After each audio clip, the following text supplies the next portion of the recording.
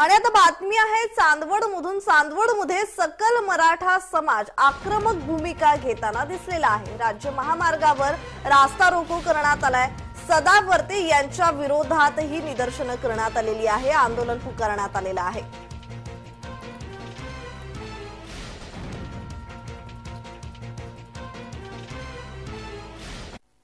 तर आम्ही तुम्हाला निश्चितच आरक्षण देऊ आणि त्यामुळे जरांगे पाटलांनी आज पुन्हा आमरण उपोषण चालू केले आणि त्याला पाठिंबा देण्यासाठी चांदवड तालुका सकल मराठा समाजाने या ठिकाणी त्यांना साखळी उपोषण या ठिकाणी आम्ही चालू केलेलं आहे।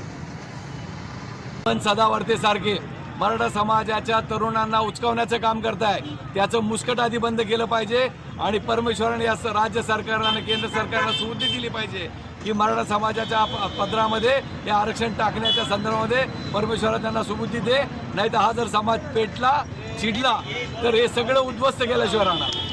मनोज जरांगे पाटलांनी जी लढाई सुरू केली, आज अस्तित्वाची आणबाणीची लढाई। अस्तित्व कोणतं? जगण्यासाठीच्या वेदना कमीत कमी करण्याचा आणि त्या लढाईमध्ये सकल मराठा समाज जरांगे पाटलांच्या मागे कसा उभा राहील। 1 लाख 1 मराठा 1 लाख मराठा अशी जी म्हण होती ती सुद्धा खोडली गेली। 1 मराठा 1 कोटी मराठा असं झालं। सगळ्या बांधवांचं, समाजातले जे बांधव आहेत, ओबीसी आहेत, सगळ्यांचं म्हणणं आहे की मराठा समाजाचा जो वेदनादायी समाज आहे त्याला आरक्षण दिलं गेलं पाहिजे।